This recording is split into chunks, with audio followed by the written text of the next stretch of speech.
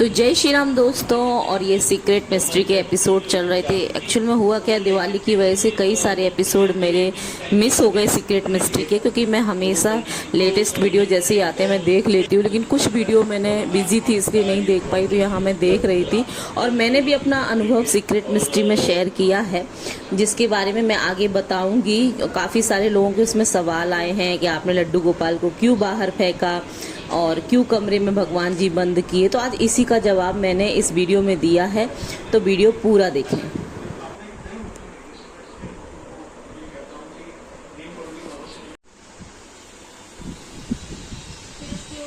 और यहाँ जैसे ही मेरा वीडियो खुद से आ गया तो सीक्रेट मिस्ट्री पे एक बार फिर से अपना वीडियो देखकर वो सारे जख्म ताज़ा हो गए। होता है ना कि हम कई सारी चीज़ें भूलने लगते हैं। भूलने मतलब उसे अपने सीने के एक कोने में अपने अंदर उसे एक कोने में छुपा लेते हैं, लेकिन जैसे ही वो चीज़ें सामने आती या वो डेट आ जाए या वो महीना आ जाए तो हमें वो सारी चीज़ें याद आ जाती हैं। तो बस ऐसे ही मैं अपना वीडियो देखकर थोड़ी इमोशनल हो रही थी यहाँ पर।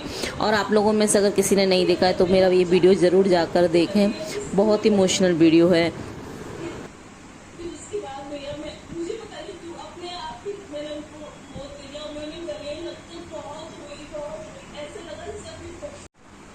मैं अपना ही वीडियो देखकर रोने लगी फिर से सीक्रेट मिस्ट्री में। एक्चुअल में ये वीडियो आप लोगों ने पता नहीं देखा है कि नहीं। कई सारे लोग सीक्रेट मिस्ट्री से भी मुझसे जुड़े हैं और कई सारे लोग मुझे पहचान जाते हैं कि मैंने ये अपना अनुभव सुनाया था। और पता है, मैं कल के वीडियो में भी बोली कि मैं इतनी मजबूत हो गई हूँ कि अब मैं लोगों के सामने रोती नहीं हूँ। लेकिन जो तकलीफ, जो घाव हमारे सीने में होते हैं वो कभी भरते नहीं है। प्रभु बस उसको झेलने की ताकत दे देते हैं, एक्सेप्ट कर लेते हैं। मैं एक चीज हमेशा बोलना चाहूंगी, अगर आपको तकलीफ है और रोना आए तो रो लो, लेकिन किसी और के सामने नहीं, प्रभु के सामने। क्योंकि आप कोई होगा ना, वो एक तो समझेगा नहीं आपकी फीलिंग, दूसरा मजाक भी उड़ा सकता है, या मुझे नहीं लगता कि वो कुछ काम आएंगे आपके आंसू। जितने काम आप प्रभु के आगे रोएंगे ना उस पे आ जाएंगे।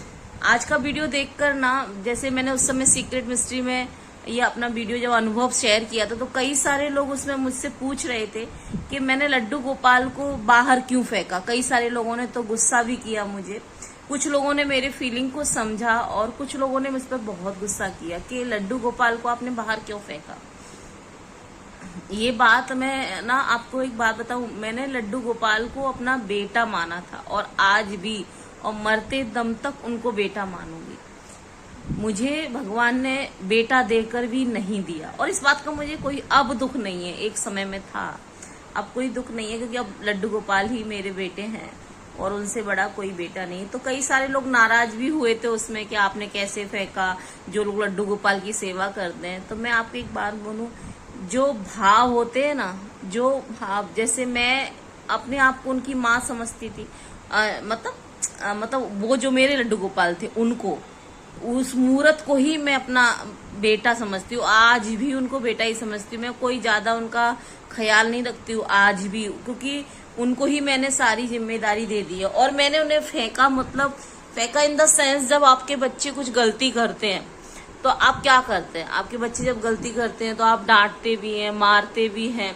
तो सेम मेरे भाव तो वो माँ वाले ही थे उनके साथ, और मैंने सारा गुस्सा निकाल के उनको कमरे में मतलब फेंक दिया था और बंद कर दिया था, जैसे एक माँ अपने बच्चे के साथ करती है। तो प्लीज इस चीज को समझो। वो मत देखो कि मैं उस समय, ये मुझे तो पता ही, ये भूल ही गई थी कि ये भगवान है, ये क्या है, उस सेंस में नहीं थी। एक बार आप भी सोच कर देखो। जो लोग मुझसे सवाल किए थे उस वीडियो में, और कई सारे लोगों ने कमेंट्स भी किए थे कि आपने गलत किया और हम आपसे नाराज हैं। तो प्लीज बहन नाराज मत हो।